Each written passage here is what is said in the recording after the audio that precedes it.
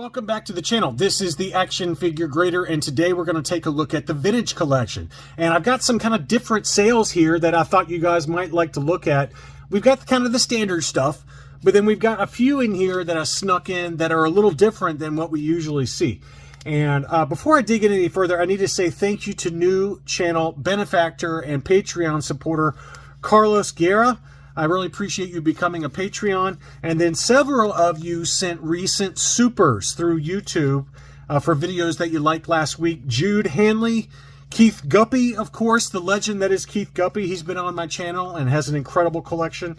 And then Sith Droid also sent me yet another super. So that's the second one in like 2 weeks. So I appreciate you guys for becoming Patreon supporters and also for the supers that you guys have been sending. All right, so we got Jango Fett, and we've talked about him in some past videos and how despite the re-release coming out, maybe because the re-release is in the deluxe packaging, it has not affected the price of the original. And if anything, the price has gone up. It's kind of interesting to see that go against the grain for a lot of these reissues affecting the original issue prices. So the original issue on a US card unpunched, that one sold for $150. And this one was the Canadian example, although it wasn't advertised as such by the seller. It was unpunched Canadian card. You can see the back there very clearly, the multi-language Canadian card, for $160. So very nice example there. I don't know what's going on with this photo. Maybe it's just an optical illusion, but it looks like the blister's pulling away from the card there. I don't know if that's a fact or not. At first blush on this one, it looks fine, but it might just be an optical illusion. But I was staring at that before I hit record because I was like, is this pulling away from the card or not? I can't tell. But assuming that that one's legit, then $160 for an unpunched Canadian example and the US card for $150. Just given how hard it is to find the Canadian card backs for these early TVC, $160 actually doesn't sound that bad. I paid a lot more for mine when I bought my Canadian Jango Fett way back in the day, so pretty good price there. Naboo Pilot, this one sold for $81. Maybe it's because the Phantom Menace re-release is coming up, so maybe that's pumping up demand a little bit for some of these Phantom Menace figures. But I didn't know that the Naboo Pilot was that expensive. Maybe I just hadn't paid attention to it. But this one did sell at an auction. It was the US card unpunched, a little bit of card curl to it, and you can also see on the back there it had a little damage to the hang tab. So not sure why that one sold for $81, but maybe that's the going rate. I should have looked up other past sales, but $81 for a US card with a little bit of damage to the hang tab.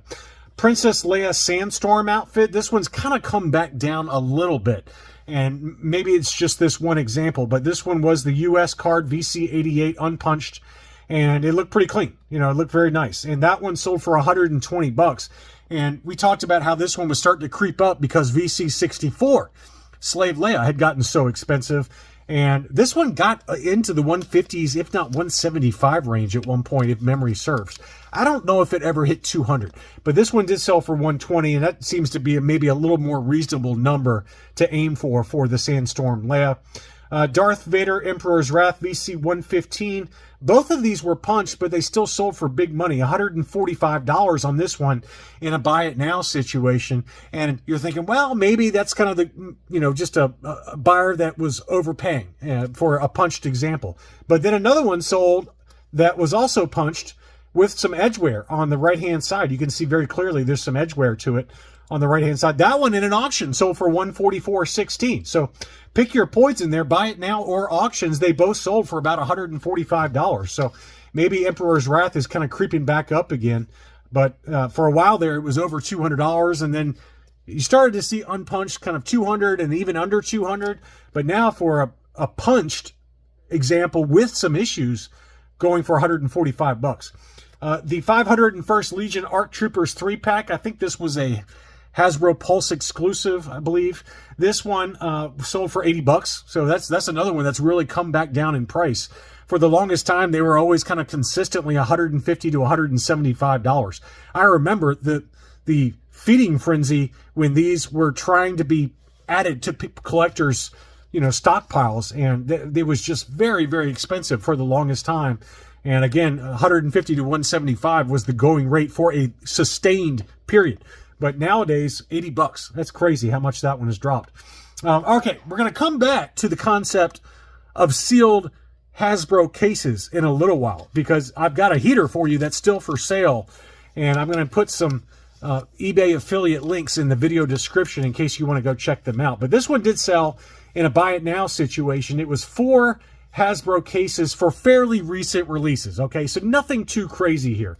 You had Bo-Katan and Quill, and, you know, just kind of the mix pack with Bib Fortuna. You had, you know, the Mandalore versions of Ahsoka and Darth Maul. You know, these are all fairly common, fairly inexpensive releases, right? The only potential one that could be expensive are the Boba Fett's, because they could be missing the chest sensor, which we'll come back to, or missing the Wookiee braids. You know, those are pretty expensive items. Or if you got a miscard, if you happen to have a miscard in here, which some of them were, for the Red Snaggletooth and Boba Fett. Those were getting mixed up a lot. So in the unlikely event that you open these sealed cases and you got a miscard, then maybe you're doing all right. But even these 4 fairly common sealed Hasbro cases sold for $500. So keep that in mind when we come back to an item that's currently for sale that I don't know. I mean, to me, it seems like a pretty good buy, but maybe I'm wrong. It's 1 sealed case versus these 4. So you're getting a lot for your money. For this one, but I just wanted to share that. That one did sell at $500. I've got some vehicles before we talk quickly about some graded items. This was a beautiful condition box of the Toys R Us Y-Wing fighter, and that one sold for $300. And we also had the Return of the Jedi box, Return of the Jedi packaging for the AT-AT. We talked about the Empire Strikes Back version that sold here recently, and those prices are going pretty consistently $600 to $750. The Return of the Jedi packaging, at least in this case, sold in an auction, only 1 bid for $500 free shipping. So I thought that was a pretty good buy, and the box looked to be in fairly good condition, if not excellent condition. The Smuggler's Run Millennium Falcon, that one sold for $550 on 1 bid. That one had $70 shipping, so you're really talking about $620 for that Smuggler's Run version of the Millennium Falcon. We also had yet another sail barge that sold, and I think we saw one that was around $1,800 or $1,900 that was not still in the shipper box. This one was still in the shipper box, and they did open it to show you that it was in there. And it included all the, you know, behind the workbench and things like that. So all the bonus materials.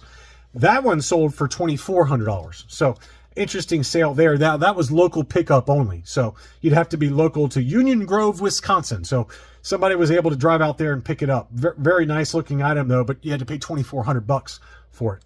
Next up, we've got some graded items. We had no chest plate sensors going back to Boba Fett for VC 287, 186. So I can't keep track of the numbers anymore. This was an uncirculated 9.0 no chest plate sensors. And, you know, again, the most expensive version of this is the one without the Wookiee braids, which I don't know why, but people are willing to pay insane numbers for the no Wookiee braids version of VC 186. But this one had the no chest plate sensors that was since updated with chest plate sensors. That one sold for $114.50. Next up, we had a uncirculated 9.0. Now, again, I don't know if this sale was legit or not, but if it was, I thought this was a good price. Uncirculated 9.0 General Grievous VC-17. You can see there it's uncirculated grading. Now, it was a punched example, okay? But that one sold for $239. And we just talked about an unpunched one that was also an AFA 9.0. Did not have the uncirculated designation. I forgot to go look up what the sales price was, but it was at least double this price, if memory serves. It was a lot of money. So I thought this was a good buy in a buy it now situation. Now, it says it was in Chile, okay? So you're running the risk that you're never going to get the item from Chile. But I did at least want to show it, because if someone bought this and you're watching this video, leave me a like and comment in the comments that you received this item, because I would love to know if you did from Chile, because that to me seems like a good deal. But and they had 100% positive feedback, but even some people with 100% positive feedback, they're fake feedback. So you got to be really careful these days on eBay. The scammers have gotten very sophisticated, okay? Very, very sophisticated. But if that's legit, I think that was a really nice item, you know, assuming it arrived safely from Chile. Next up, this one just ended today. This was in Cleveland, Ohio, so this one was probably legit. and it was an uncirculated 9.0, just incredible camera work by the seller here, but it was an uncirculated 9.0 Jar Jar Binks loose graded Jar Jar in carbonite. So I had never seen that before, and I was curious to see what it would sell for. It did sell for $365, which I think mint on card, you might be able to get lucky and get one ungraded for what, $500 or $600 maybe, somewhere in that ballpark. Maybe I'm underestimating it, but an AFA uncirculated 9.0 loose graded Jar Jar in carbonite. I have seen everything now for Star Wars loose graded figures. So that one did sell for $365 on 5 bids. Next up was a 9.0 Target exclusive vintage comic art version of Boba Fett. This is VC 277. This is an awesome looking example. Now that one sold for $190. $190 make an offer situation. There is one still available. So if you are looking for that one in high grade, I will put a link in the video description to this one, an eBay affiliate link that you can pick up or make an offer using, and it supports the channel at no extra cost to you.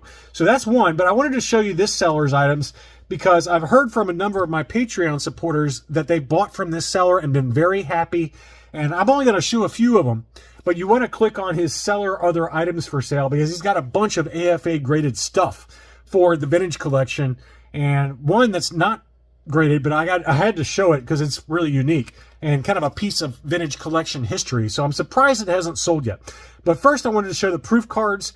This was an AFA 9.0 SDCC giveaway proof card for Boba Fett unpunched for $100 make an offer. And, you know, for me to grade this, at least with CAS, it's $150 just to grade it. So this is priced at less than grading. I don't know what AFA charges for grading proof cards, but CAS charges $150. So maybe AFA charges less, but a 9.0 proof card already graded for $99 make an offer, and I know he'll take like $90 for it because I received an offer on a different one for $90. So that's one that's available for sale. Next up is General Grievous in a 9.0. That one's also $100. And he also has the very tough to find Canadian Boba Fett with the error sticker, the Boba Fett. Remember, we've talked about this in the past, BOBBA. So this is the Canadian example, North/South American Boba offer, 9.0 graded. And that one's listed for $440, which ungraded, these can sell for $300 all day long. I've seen them sell consistently for $300 or more. So this is actually, to me, not a bad deal. There's 10 watchers on it right now. It has not been picked up, but I'll include a link in the video description if you're into those Canadian error cards with the Baba misspelling on the offer. So there's that one. But here's the big one, okay, and how I'm going to end the video. He's got the Series Wave 1 from 2010 for Dengar VC001. He's got that wave in a sealed shipper case from Hasbro. So this is a piece of collecting history. He's got it right now in some kind of sliding acrylic case. But this is the very first wave of vintage collection ever released, and it's a sealed shipper case. To me, I mean, it's got to be tempting to send this into AFA and getting it uncirculated grading. To me, I would hold on to this because I actually think if the vintage collection is still collected 20 years from now, which that's a very iffy proposition, right, for any Star Wars action figures, because in 20 years, maybe no one cares about this stuff. But I do think that this is a really cool piece of collecting history to get the original Wave 1 from 2010 in a sealed shipper case, and I would just put it like this, put it in a box like this, and display it as is. So it's listed for $900. There's 17 watchers on it. I don't know if it's going to sell or not, but to me, that's a really cool piece of history for vintage collection aficionados out there. And it is a trusted seller. I've heard from multiple friends of mine and Patreon supporters that have bought from this seller, and they've been very happy. So if you're interested in any of those items or any of the others that he's got for sale, I did include in the video description eBay affiliate links for these items, and hopefully you can find something that you like. So this is kind of a weird hybrid video, and I've tried to include some off-the-wall items, but I hope you enjoyed it. Thanks as always for watching. Please leave a like, and I'll be back soon.